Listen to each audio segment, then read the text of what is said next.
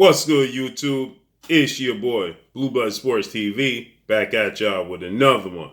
So, the next move for former Olympic bronze medalist, former WBC reigning heavyweight world champion, American superstar boxer, Deontay the Bronze Bomber Wilder, has been somewhat revealed.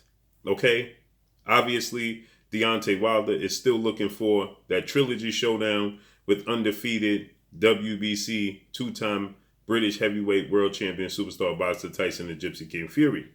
With that said, it looks like Tyson Fury will be moving on to fight fellow countryman, two-time unified heavyweight world champion British superstar boxer Anthony Joshua sometime in the spring.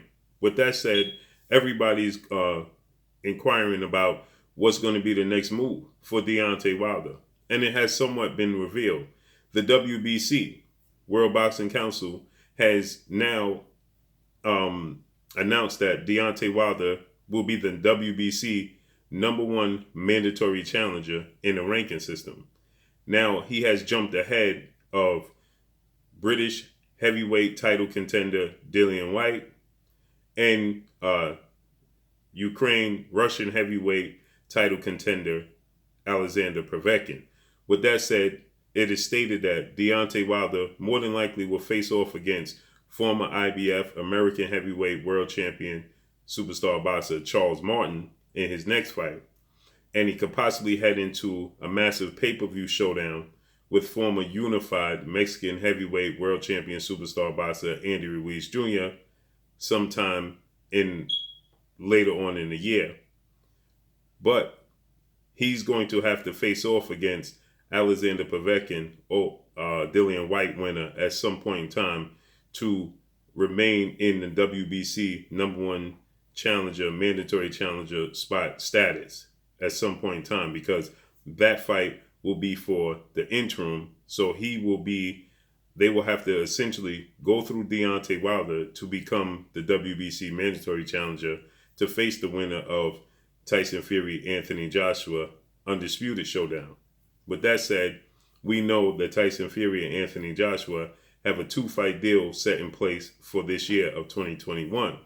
Now, only one knows is Tyson Fury, if he is victorious against Anthony Joshua, is he going to honor that rematch clause? Because he's yet to honor any rematch clause that he had contractually agreed upon. He didn't honor it against Vladimir Klitschko. He didn't honor it against Deontay Wilder in a rematch.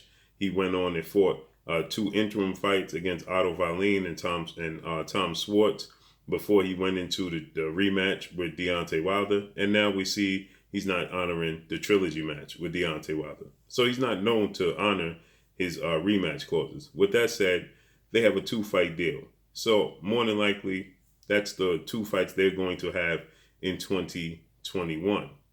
That said, what's the next step for Deontay Wilder? Well, Deontay Wilder has last fought the same time Tyson Fury has fought, and that was February of 2021. February of 2020. So Deontay Wilder is being reported that he could possibly step back in the ring early this spring, maybe around, the reports are March, April.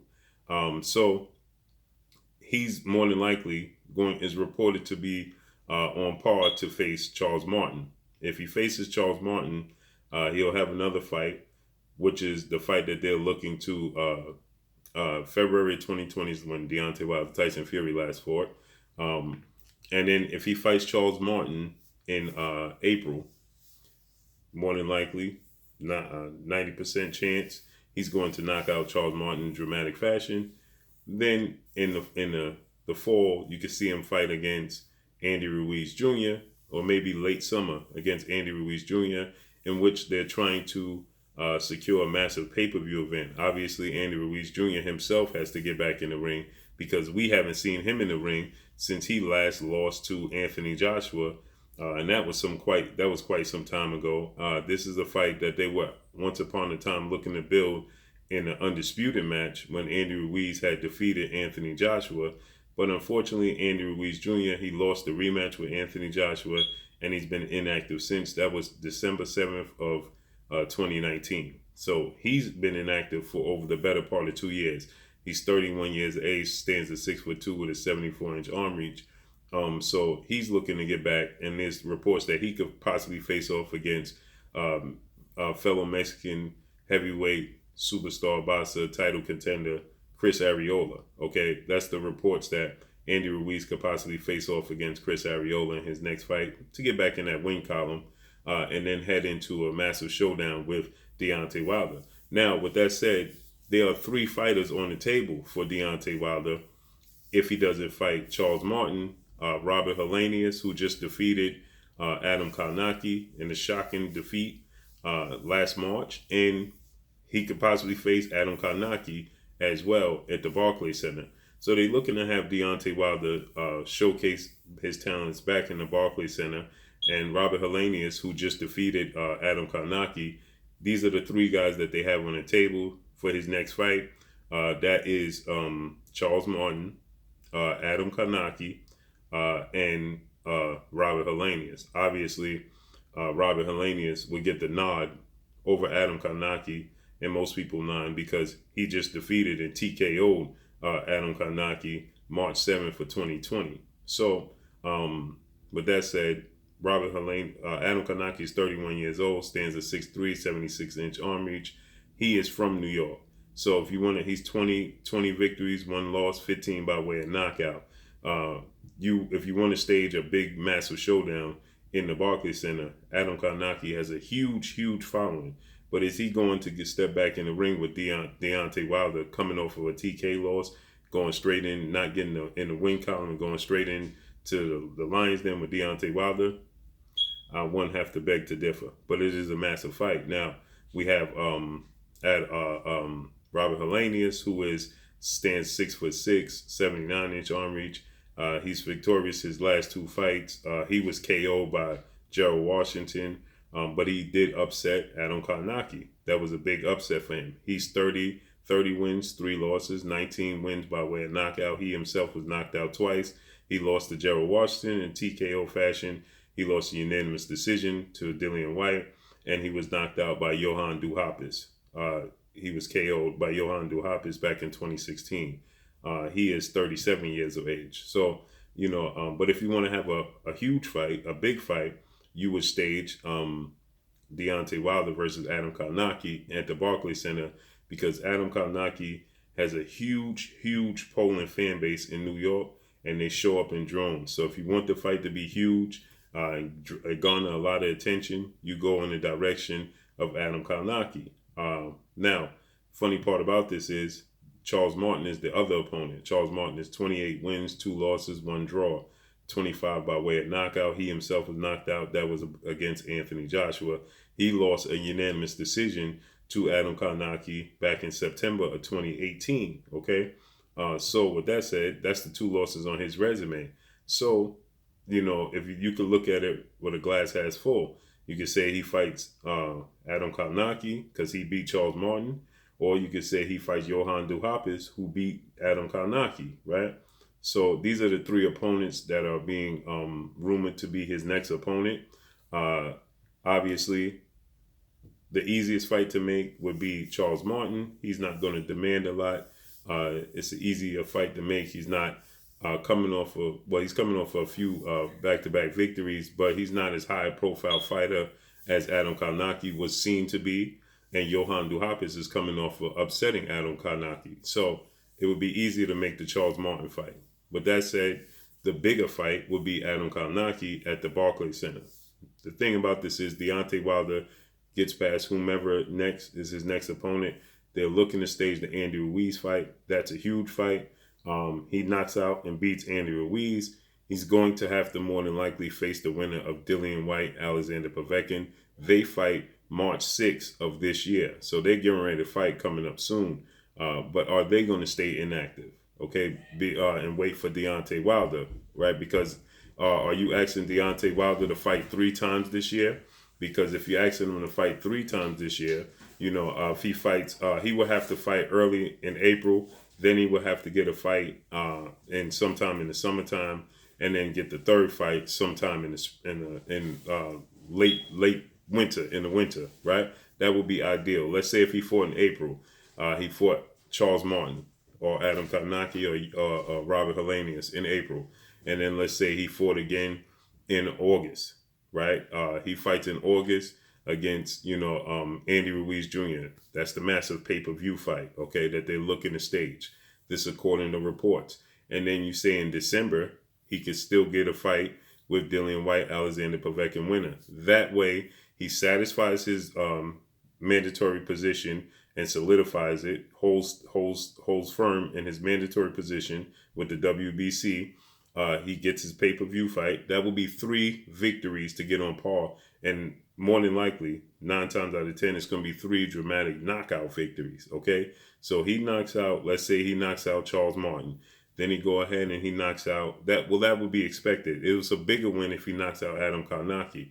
But if he knocks out Robert Helenius, that will be expected as well. The bigger fight, the bigger profile fight would be Adam Kanaki at the Barclays Center. But once again, we are still in a pandemic. We are still dealing with social distancing. The Barclays Center, the Madison Square Garden, they are not having any fans in attendance. There's 0 fans here in New York in attendance at any live sporting events. So to have Charles Martin in a arena that's still completely shut down, or have the Charles Martin fight somewhere else, that makes more sense. If you had the Charles Martin fight in Texas for Deontay Wilder, that would be a big fight for Deontay Wilder, okay? And then in August, Andy Ruiz Jr. fight in Texas again, because you could have fans in attendance, at least 16,000 fans at AT&T Arlington Dallas Cowboys Stadium. You could have 16,000 fans in attendance there. San Antonio, Texas allows fans in attendance. So he could have fans in attendance there. He fights Andy Ruiz in Texas, okay? In let's say August. Then you say in December, he's able to secure a fight with Alexander Povetkin, Dillian White winner. He wins these 3 fights. That's 3 high-profile fights for Deontay. Well, 2 high-profile fights. One is a comeback fight. The other 2 are high-profile fights. Alexander Povetkin, Dillian White fight is going to be a high-profile fight, and Andy Ruiz Jr. fight is going to be high-profile. Now you go into 2022. You are the mandatory challenger for the winner and the undisputed champion between Tyson Fury and Anthony Joshua in 2022, and they already satisfied their 2 fights. Okay. So now you're the mandatory challenger. One roadblock is going to be Alexander Usyk, right? Alexander Usyk is reported to be in deep negotiations to face off against Joe Joyce.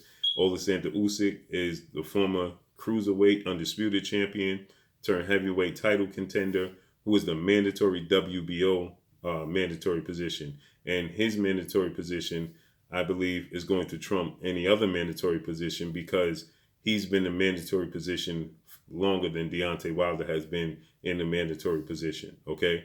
So that may be a hurdle or a roadblock. So I'm looking at it from this standpoint. If Deontay Wilder, in my opinion, I think that the right route should be he fights the Charles Martin, Robert Helenius, Andy Ruiz Jr. Charles Martin, Robert Helenius, or Adam Kanaki in his comeback fight. Then seek out, instead of seeking out the Andy Ruiz Jr. fight, seek out the Alexander Usyk fight. That way, if you defeat Alexander Usyk, you remove him from the WBO status. Then after Alexander Usyk fight, seek out the Dillian White, Alexander Povetkin winner fight in the end of the year. That way, in going into 2022, there is no other roadblocks in the way. Alexander Usyk is not in the way. Dillian White, Alexander Povetkin winner is not in the way. You satisfy both of those. Now you are the lone standing mandatory challenger for the winner of Anthony Joshua Tyson Fury 2-fight deal. So they would have gotten both their fights out the way. And we know Tyson Fury is not interested in trilogy matches, right? Obviously. So now you have Deontay Wilder go into 2022 being the mandatory challenger for that winner. But this is the plan. The reports are he's going to fight Charles Martin, Robert Helenius, or Adam Kanaki. Out of those 3, those are the top 3 guys that are on deck to face him next in his comeback fight, with Charles Martin leading the pack. Then it's said that he's reportedly going into a massive pay-per-view event with Andy Ruiz Jr. than his next fight, and then he has to face off against Alexander Povetkin, Dillian White winner to solidify and hold firm on his WBC mandatory #1 status.